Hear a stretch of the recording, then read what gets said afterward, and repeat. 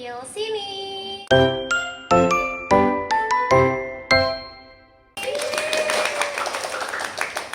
di episode kali ini kita akan bahas sesuatu yang sangat dekat dengan anak muda, yaitu mahasiswa yang kerja sambil kuliah. Mulai dari gimana cara bagi waktu, tantangan yang sering muncul, dan sampai hal-hal positif yang mungkin kita semua nggak sadari. Buat kamu yang lagi menjalani dua peran sekaligus atau sedang mempertimbangkan untuk mulai bekerja, nah episode ini sangat cocok untuk kalian simak sampai selesai. Nah, kita udah kedatangan dua bintang tamu spesial di episode kali ini, yaitu ada Kak Putri dan Kak Ranita. Hai. Boleh dikenalkan diri masing-masing, dari kampus mana dan kerjanya apa? Boleh dari Kak Putri duluan? Oke, boleh. Halo semuanya, nama aku Anissa Putri Aulia. Bisa dipanggil Putri, dan aku dari Universitas Bina Sarana Informatika, dan aku di sini sebagai mahasiswa dan sebagai bimbing. Oke, kalau Kak Ranita? Oke, kalau aku sendiri, perkenalkan, nama aku Ranita Dharma Putri. Aku dari kampus Bina Sarana Informatika juga sama. Untuk jurusannya juga aku ngambil di ilmu komunikasi. Dan kesibukan aku selain kuliah yaitu menjadi part-time di salah satu coffee shop. Oke, kalau boleh tahu Universitas BSI itu di mana? Cabang mana? Kita sama-sama di Margonda. Iya, Oh, dua sama. Iya, Berarti sama. Satu kelas apa gimana nih? Satu Kebetulan kelas, satu kelas. kebetulan. Oke. Keren banget dua-duanya bisa membagi waktu di tengah kesibukan ini. Nah, kalian kan sama-sama kuliah sambil kerja nih. Iya. Ada gak capeknya? Capek banget. Iya. Capek banget pasti ya. Iya. Pasti, apalagi kan kita dibarengin sama kuliah juga ya. Iya, Dan itu tugas-tugas juga berjalan terus gitu kan. Jadi kayak dibarengin sama kerjaan udah pasti capek. Iya, apalagi kan kalau kuliah kan nggak sejam 2 jam doang kan. Iya, Betul. betul. Apalagi kan kuliah dari Senin sampai Jumat, sedangkan aku kerjanya Sabtu Minggu, dan itu nggak ada istirahatnya sama sekali Iya, sih. bener, sama. Apalagi Oh, iya. part time kan. Iya, part time aku juga biasanya di weekend juga sih. Dan itu kayak benar-benar tabrakan banget sama kuliah. Kuliah kan di weekday dan aku kerja di weekend. Jadi kayak benar-benar padat lah gitu selama seminggu. Oke, kita mulai dari Kak Putri dulu nih. Gimana sih awalnya kepikiran jadi penyanyi sambil kuliah? Awalnya sih Kak, aku terjun di dunia dangdut ya, apalagi kan aku dangdut nih genrenya nih. Jadi awal mulanya tuh memang aku dari dulu kecil tuh suka nyanyi. Terus udah gitu, ya udah tuh ceritanya ada kakaknya ayahku nikah dan ada dangdutnya, dan aku disuruh nyanyi. Oh. Akhirnya aku nyanyi deh, terus nyanyi, aku dipanggil dangdut, ya udah sampai sekarang keterusan gitu. Oke. Tapi kalau dari keluarga ada gak yang suka nyanyi selain Kak Suka Putrinya ini? dangdut orang tua sih, ayah aku. Oh, Terus tua. kayak dari aku kan keluarganya Betawi ya, jadi kayak manggilnya encang. Nah itu encang aku udah punya dangdut gitu-gitu. Oh. Pada bisa pintar nyanyi semua sih, jadi kayak keturunan gak sih? Iya. Maksudnya kayak, apalagi aku juga kan gak latihan vokal, tapi otodidak sendiri aja. Oh, otodidak, dari Iya. kecil. Mm-mm. Kalau pas kecilnya itu ikut audisi gitu? Enggak? Audisi aku udah ikutan sih Kak. Aku audisi udah banyak banget, apalagi boleh disebutin gak sih? Boleh dong. Ya audisi akademi dari 1 sampai kemarin 7 kan, itu aku udah. Terus kayak KDI, terus apalagi Bintang Pantura, itu semuanya udah aku ini. Cuman mungkin belum rezekinya kali ya Kak, maksudnya belum masuk aja gitu. Jadinya ya udah aku jadi nyanyi dari panggung ke panggung. Gak apa-apa sih, alhamdulillah itu juga job alhamdulillah lancar, dari Sabtu Minggu ada aja. Jadi ada penghasilan sendiri ya, Iya, tanpa harus betul. minta orang tua juga. Nah, kalau dari Kak Ranita nih, dari mana awalnya kerja di part time? Oke, kalau aku sendiri awalnya mikir aku harus kerja part time karena yang pertama itu aku mikir kalau kuliah aku kan nggak full offline ya. Kita kuliah cuman 3 kali ya kan? Iya, 3 kali. 3 kali pertemuan aja ke kampus, dan aku mikir di situ kayak sisanya tuh harinya tuh kayak free aja gitu loh Kak, free banget. Dan aku mikir kayak nggak bisa nih aku kayak gini terus gitu di rumah, cuman kayak nonton film terus main HP tiduran, tuh kayak bener-bener anak kuliah kayak gitu tuh kayak nggak bisa gitu aku biarin. Jadi aku kepikiran buat nyari kerja aja gitu, tapi aku nyari kerjanya yang part time aja lah supaya aku bisa ngebagi sama kuliah juga waktunya. Terus akhirnya ya udah dari situ aku nyoba buat cari-cari apply lamaran di lamaran-lamaran yang ada di Instagram, aku cari tuh loker-loker. Akhirnya aku nyoba di beberapa lowongan kerja, akhirnya keterima lah di coffee shop aku di yang sekarang ini gitu. Jadi daripada banyak banyak Waktu luang. luang yang kosong, jadi dipentingin buat kerja. Iya. Oke. Karena kan ya biar bisa dapat uang jajan juga ya gitu. Betul. Jadi ini dua-duanya awalnya tuh sama-sama simpel, tapi akhirnya jadi profesi sampai detik ini. Iya, Oh, sampai betul. ini. Iya Kak, jadi tuh kita kayak ngikutin alurnya aja nggak sih ya Put? Iya, betul. Jadi kalau ada kerjaan ya udah kita ambil, tapi kalau nggak ada ya udah kita ngikutin jadwal kuliah aja sih gitu. Oke. Nah, ini yang banyak ditanyain orang-orang dan susah banget untuk orang ngejalanin, yaitu susahnya apa sih kuliah sambil kerja itu? Dari siapa dulu nih? Aku atau Ranita? Boleh dari Kak Putri dulu. Oh, dari aku. Susahnya kerja sambil kuliah tuh ya pertama ngebagi waktu sih Kak. Pertama ngebagi waktu, terus juga karena aku kuliahnya Senin sampai Jumat, walaupun cuma 3 kali pertemuan, cuman kan sama aja kan, online di rumah tetap kan kita megang handphone gitu, harus tetap fokus sama kuliah kita. Terus juga aku manggung itu di weekend, kadang di weekday juga ada, tapi kadang adalah yang aku salah satu kalahin antara kuliah atau antara manggung, tergantung ininya aja sih, maksudnya tergantung kerjaan sama tugasnya aja sih. Nah terus juga di hari Minggu, apalagi di hari Minggu nih ya, di hari Minggu itu kan otomatis aku kalau misalnya manggung, kalau misalnya acaranya malam itu kan sampai malam, kadang kalau misalnya jauh juga jaraknya, misal daerah mana pasti kan otomatis pulangnya agak lebih larut lagi kan, lebih larut malam. Terus pagi-paginya tuh udah masuk kuliah, apalagi kuliahnya masuknya jam berapa tuh, jam 7.30 nggak sih, jam setengah 8 ya kan, pagi banget ya Ra.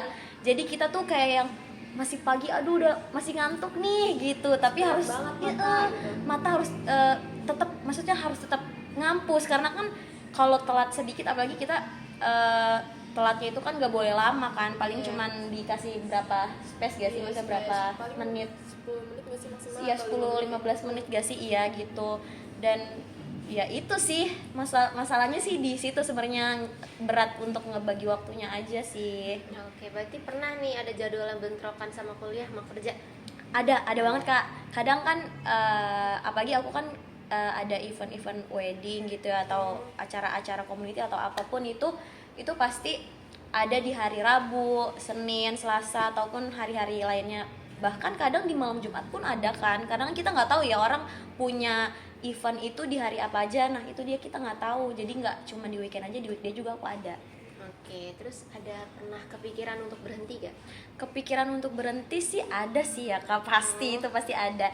Cuman ya mau gimana ya, udah tugas aku, maksudnya udah dari dulu kecil, maksudnya aku di dunia entertain, jadi pas udah gede tuh mau berhenti pun susah. Ibarat kata gimana ya, udah jadi nyawa aku nggak sih? Iya udah jadi nyawa aku nggak sih, udah jadi kayak temen aku gitu, maksudnya udah, kalau ibaratkan aku nggak manggung nih, misalnya aku di rumah aja gitu, kayak yang bete Kayak banget ada yang kurang gitu bete ya? banget, kayak pengen nyanyi deh gue, pengen keluar deh gue gitu, karena kan aku udah biasa ngehibur banyak orang kali mungkin Kak. Jadi kalau ibaratkan sepi, kurang, dunia tanpa musik gimana Ra?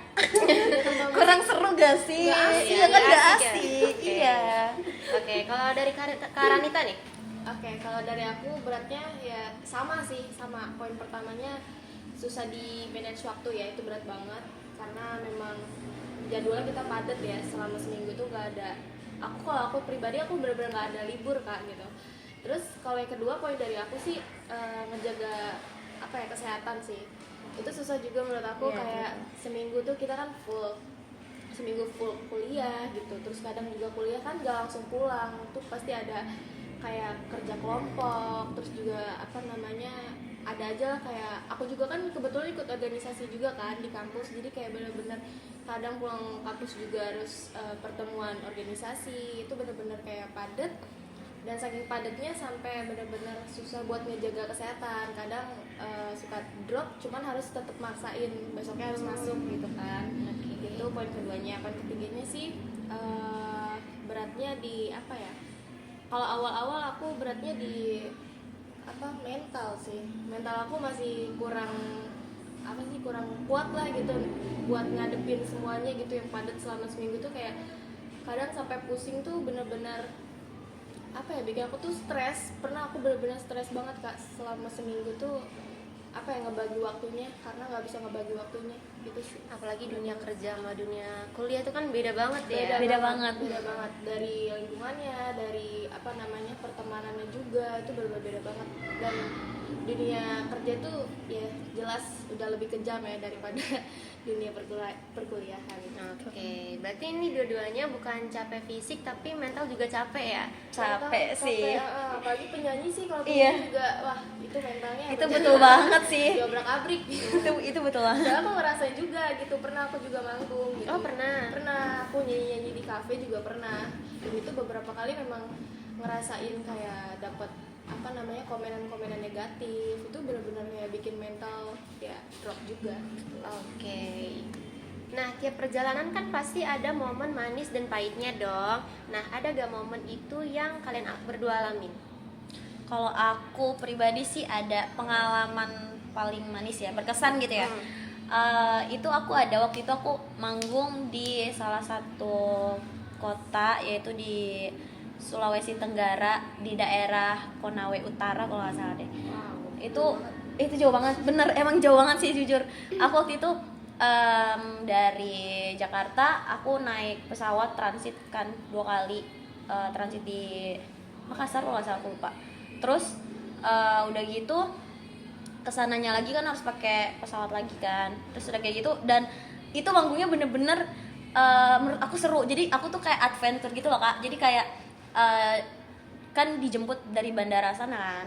Habis dijemput dari bandara sana, terus aku langsung ke hotel, ganti baju, make up, terus makan dulu kan ke resto, terus akhirnya aku berangkat. Dan itu aku berangkat memang aku manggung malam doang kan. Dan di situ juga aku manggung cuman nyanyi 2 lagu. Terus dan itu pengalaman paling berkesannya, aku naik mobil. Mobilnya itu bawahnya tuh apa ya kan namanya, getek gak sih, apa sih yang papan-papan kayu gitu loh. Jadi Jadi mobil angkutan. enggak, kita mobil bener, maksudnya mobil bener, ngerti gak sih, mobil bener tapi atasnya tuh kita naik di situnya, nanti kita nyebrang gitu loh. Apa ya namanya, sampan apa ya, Perahu getek gitu atau enggak. Oh, Jadi mobil. bawah mobilnya Kak, maksudnya bawah mobilnya tuh ada garis-garis gitu, pakai, bukan garis-garis sih, apa sih namanya ya, Papan. pakai bambu ya, bambu papan. Nah, nanti itunya tuh gerak sendiri gitu loh, jadi nyebrangin kayak nyebrangin danau gitu. Aku juga nggak ngerti. Iya. Ha-ha. Terus kalian sih di TV-TV kalau Iya. adventure gitu ya. Ha-ha. Terus udah gitu, jadi kita tuh kayak ngambang gitu di atas air. Itu seru banget sih menurut aku ya, pengalaman aku. Cuman itu daerah sana memang masih agak sepi karena kan dia hutan kan. Iya, betul. Hutan, iya. Terus itu aku dari hotel ke tempatnya aja tuh bisa sampai 2 jam kalau nggak salah. Dari abis maghrib aku nyampe jam 8. Berarti kan jauh kan jaraknya. Itu di pedalaman banget dan itu nggak ada sinyal sih. Tapi alhamdulillahnya di sana aku manggungnya lancar, nyanyinya lancar, dan orang-orang sana tuh alhamdulillah terhibur banget. Karena kan aku juga terima kasih buat Bapak Bupati Konawe Utara udah ngundang aku ke sana, dan itu pengalaman paling berkesan menurut aku. Berkesan banget malah, dan itu manggung terjauh aku sih menurut aku. Oke, jadi bukan kerja doang, jadi liburan juga. Iya, Oke. betul. Nah, untuk pengalaman terburuknya ada gak sih Kak? Ada lagi, banyak banget lagi Kak. Karena kan aku penyanyi dangdut ya. Jadi orang tuh kiranya penyanyi dangdut tuh yang aneh-aneh, yang macam-macam atau gimana. Padahal mah penyanyi dangdut yang kayak gimana dulu nih, maksud aku kan gitu. Maksudnya kalau aku kan penyanyi dangdut yang dari panggung ke panggung, dan itu tuh maksudnya nggak yang aneh-aneh dan nggak yang macam-macam gitu loh. Terus juga pengalaman paling terburuk menurut aku ya, waktu itu aku pernah nyanyi di salah satu panggung dan di salah satu daerah juga. Jadi nyanyi tuh ya di panggung karena lagi live streaming juga kan, maksudnya banyak kamera di panggung, terus banyak yang nonton juga. Itu posisinya malam. Ceritanya bolehlah ke atas panggung sama kru-kru sama semuanya, boleh ke atas panggung, tapi ke atas panggungnya tuh gantian untuk nyawer. Oke lah, aku nyanyi nyanyi, tiba-tiba jadi tuh yang nyawer tuh bapak-bapak. Aku juga nggak tahu sih, kayaknya bapak-bapak itu agak mabok gitu nggak sih, maksudnya agak kayak gitulah.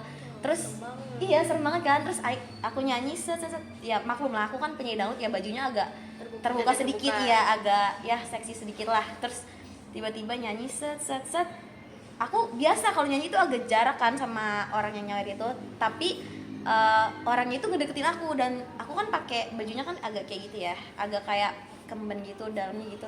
Itu tuh kayak mau ditarik gitu loh Kak, kayak set. Oh, bajunya ditarik. Iya, baju aku kayak ditarik. Aku langsung kayak speechless gitu Kak. Maksudnya kayak bener-bener diem, bener-bener kayak kaku, kayak terus akhirnya aku nengok ke belakang dong, ngelihat pemain semua kru. Aku bilang kayak udahan aja deh, aku nyanyi udahan gitu. Aku langsung gak mood, aku bad mood banget. Itu pasti bener-bener kayak gemeter gak? Iya, kayak yang takut gak sih, maksudnya ini orang ngapain gitu. Akhirnya diamanin sama kru-kru aku tuh untuk turun ke bawah, si bapak-bapak itu diamanin gitu. Terus akhirnya ya udah aku nggak mau nyanyi lagi, karena bukan yang nggak mau nyanyi gimana ya Kak, karena kitanya udah gemeteran, udah ketakutan ya nggak sih.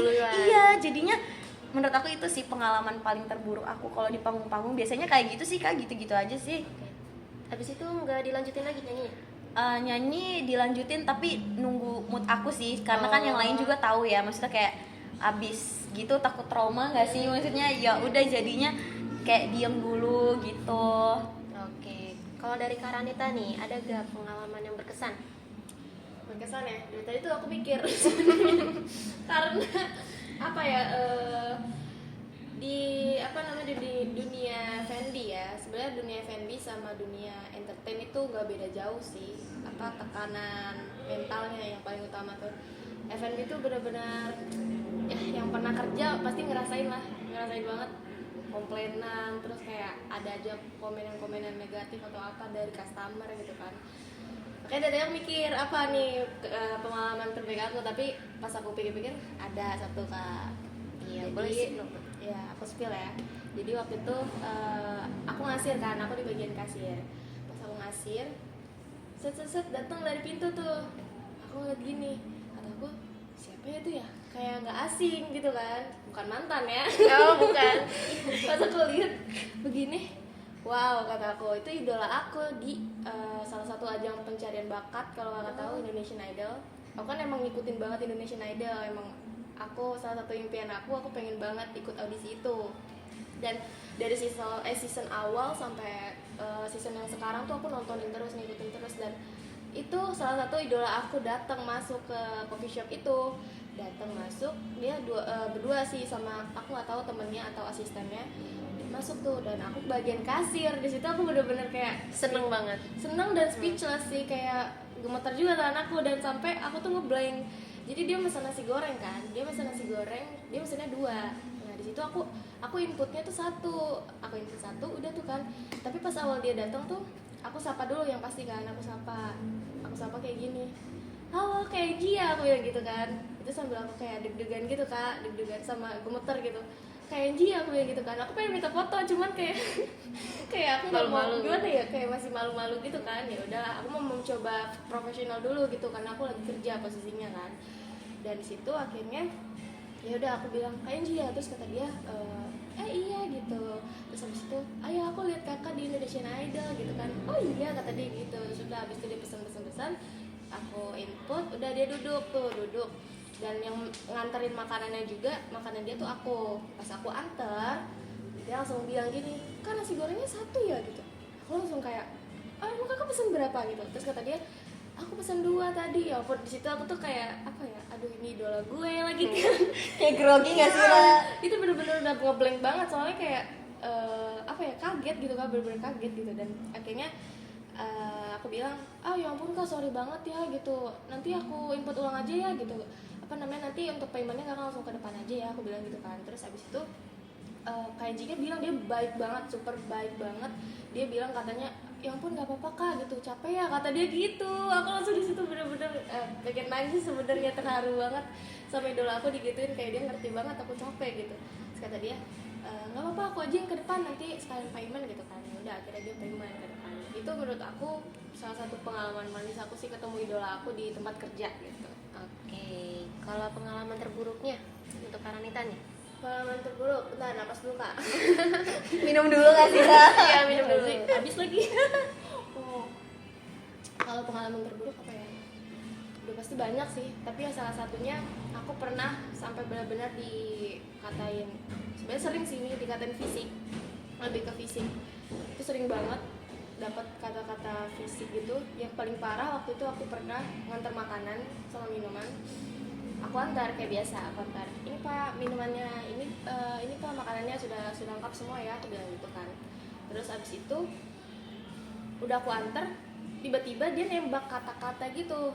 Aku gimana ya, pas dia ngomong kayak gitu tuh aku kaget, bener-bener kaget, kayak aku cuman kerja dan mau nganter makanan aja loh gini loh, maksudnya aku nggak bikin kesalahan atau ngomong yang salah gitu. Tiba-tiba dia nembak omongan, katanya kamu umurnya berapa gitu kan. Terus aku jawab gini, 20 tahun pak gitu. Kata dia 20 tahun kok jerawatnya banyak banget, kata dia gitu. Itu parah banget sih. Dan aku kayak bener-bener aku barusan ngapain ya, aku barusan nggak ngelakuin kesalahan apa-apa, tiba-tiba dia ngomong kayak gitu. Itu menurut aku salah satu apa ya, nggak perkataan yang ke arah fisik, tapi yang menurut aku tuh ngebekas banget sih masih sampai sekarang. Karena dia benar-benar awalnya dia ngatain dari muka aku, tiba-tiba dia ngatain ketinggi badan aku, sampai dia ngatain berat badan aku juga. Itu emang sebenarnya banyak yang ngatain berat badan aku, cuman menurut aku tuh pas waktu itu aku lagi ngerasa capek juga kali ya, lagi ngerasa capek, down juga karena kerjaan juga kayak seharian padat gitu, ditambah dapat perkataan seperti itu, jadi kayak bener-bener langsung drop aja, keinget sampai sekarang. Oke, ini buat teman-teman yang di rumah, kalau ada yang kayak gitu jangan diikutin ya, karena itu kan bisa buat mental kita turun juga. Selagi kita nggak ngerugin orang kan. Apalagi kan ya kita ya, selain kalau memang kita nggak suka sama orang ya, jangan kita ngeliat orang aneh gitu ya, penampilannya aneh atau apa ya, saya yakin aja di dalam Iya, kita hati kenal gitu loh. Ya kita sebenarnya mau komen apapun ke orang lain tuh ya bebas, terserah orang-orang. Masing-masing orang tuh punya hak untuk apa namanya, memberikan penilaian terhadap orang lain tuh, itu apa, setiap orang punya hak. Cuman menurut aku gimana cara action kita ke orang lain tuh itu harus dijaga, karena kita nggak pernah tahu orang lain tuh lagi ngerasain apa ya kan. Mungkin dia lagi down, atau mungkin dia lagi punya apa namanya, mental health yang nggak baik gitu kan. Takutnya ya setelah dia dikatain seperti itu, kita nggak tahu banyak di luar sana yang ya tiba-tiba tiba-tiba bunuh diri atau apa gitu kan. Bener banget Ya. Oke. Wah, keren banget ya, jadi kita tahu pengalaman orang-orang nih yang dari kerjanya ini, dari kerja itu, ternyata hal yang menurut kita kecil itu ternyata gede ya buat orang lain. Oke. Nah, ini pasti banyak banget teman-teman yang di luar sana bingung gimana sih cara ngatur waktu kuliah dan kerja kalian. Boleh dimulai dari kanan kita dulu deh. Dari aku, oke. Kalau aku pribadi, cara aku ngatur antara kuliah sama kerja itu biasanya kan, kalau jadwal kerja itu dikirim apa ya, sistemnya tuh kayak war gitu sih kak. Jadi war itu kayak dari kitanya sendiri yang ngetap kapan kita bisa untuk ambil jadwal kerja gitu biasanya. Dan itu setiap seminggu sebelum aku kerja biasanya war itu. Jadi seminggu sebelum kerja tuh biasanya aku cari tahu dulu nih ke apa namanya, teman-teman aku, kalau misalkan memang ada kerja kelompok nih jangan sampai dadakan, aku bilang gitu. Bisa aku bilang jangan sampai ada dadakan ya gitu, supaya aku bisa ngetep jadwal aku kerja gitu kan. Soalnya nanti kalau mau ganti waktu, mau cari ganti lagi untuk izinnya tuh biasanya susah lagi gitu kan. Nah bisa aku ngaturnya itu, aku cari tahu dulu seminggu ke depan aku ada apa namanya, ada kesibukan apa gitu loh selain kuliah. Karena kuliah kan kayak jadwalnya tetap nih, kayak Senin, Selasa, Kamis gitu. Nah sisanya kayak paling ya kerkom sama itu apa namanya, kan ikut organisasi juga. Jadi dari organisasi itu lah aku nanya-nanya juga ke teman-teman aku gitu. Oke, kalau untuk Kak Putri sendiri nih. Kalau aku ya ngatur jadwal kuliah sama manggung tuh, kalau kuliah kan udah pasti dong, kayak dari Senin, Selasa sama Kamis ya kita offline-nya, terus selebihnya kan online di rumah dah. Terus kalau manggung itu jadwal dari bulan-bulan sebelumnya, malah kadang ada yang dari 3 bulan sebelumnya tuh kita udah masuk tuh jadwal-jadwal yang buat nanti gitu loh, udah buat yang 3 bulan ke depan itu udah ada. Kayak misalnya sekarang nih, karena kan Desember, nah itu buat Januari, Februari, Maret tuh udah ada tuh aku tuh, maksudnya udah masuk tuh jadwal-jadwal itu. Jadi aku udah bisa sih ngatur jadwal. Kalau misalnya aku kuliahnya dari Senin sampai Jumat, aku ininya Sabtu Minggu ngambilnya gitu loh. Jadi kayak yang udah tertata rapi sih kak, maksudnya udah ada jadwal-jadwalnya gitu aja sih. Oke, berarti dua-duanya ini punya sistem masing-masing ya. Iya betul. Kita ngikutin apa ya, dari tempat kerja kita juga sih, Iya, sistemnya betul. gimana gitu kan. Kalau Putri kan tadi emang apa namanya, sebulan sebelum juga udah dikirim kan jadwalnya. Kalau aku kan sistemnya seminggu sebelum gitu, jadi beda-beda. Iya beda-beda sih. Oke, bagus banget ini cara memanage waktunya buat kalian tuh harus diikutin ya. Oke. Nah, untuk pertanyaan terakhir nih, apa harapan kalian buat diri sendiri ke depannya? Buat Kak Putri dulu? Buat aku dulu, harapan untuk kedepannya semoga apa ya, semoga aku makin sukses, terus sehat terus sih, karena kan aku capek ya manggung kuliah gitu. Biar sehat terus jangan capek-capek, jangan lelah-lelah buat diri ini. Apalagi buat kontrol suara, karena kan aku kalau misalnya habis manggung biasanya kan aku batuk, karena kan banyak banget asap-asap rokok tuh di panggung tuh kadang ya kan. Terus apalagi ya, ya semoga bisa nikah sih, itu udah pasti nggak sih, Itu Ra? pasti. Udah pasti nggak sih, karena kan semua wanita impiannya menikah. Oh my god. Tapi kamu yang buru-buru kan nih? Enggak sih, kayaknya nunggu lulus kuliah dulu gak sih? Oke. Iya, terus apa lagi ya? Biar bisa bahagiain orang tua, banggain orang tua ya kan. Ya udah sih, itu aja sih Kak. Oke, kalau Kak Ranita? Kalau aku sih harapan terbesar aku apa ya, bingung. Harapan terbesar aku bisa apa ya, lepas dari F&B. Soalnya memang impian aku setelah aku lulus kuliah, ini tuh sebenarnya iseng-iseng aja sih kan, aku kerja part time di F&B. Dan untuk impian aku, apa namanya, keinginan aku juga, harapan aku juga, aku lulus pengen lepas dari F&B dan kerja yang benar-benar apa ya, kalau bisa ya di kantoran, atau Amin. kalau bisa juga apa namanya, impian aku sebagai penyanyi bisa tercapai. Amin. Nah, pesan untuk teman-teman mahasiswa yang di luar sana nih yang mungkin lagi struggling kuliah sambil kerja. Pesan-pesannya apa? Iya. Ra duluan. Aku pesan-pesannya ya, kalian harus bisa pintar-pintar ya, jaga kesehatan, terus juga apa namanya, belajar lagi manage waktunya, terus juga apa, hiburan sih, kalian butuh hiburan juga ya untuk yang jadwalnya padat kayak apa namanya, kuliah sambil kerja gitu, jangan sampai kalian stres ya. Ya, Iya. karena jenuh ya kan, Jenuh kerja, banget, kuliah, bener. kerja, banget. kuliah. Jujur hiburan tuh benar-benar butuh banget. Kalau kalian ada apa ya, kecolongan dikit lah waktu free itu, kasih aja buat apa, me time atau kayak Healing atau gak sih, Ra? Iya, sama teman-teman itu butuh banget gitu. Kalau pesan dari aku itu sih.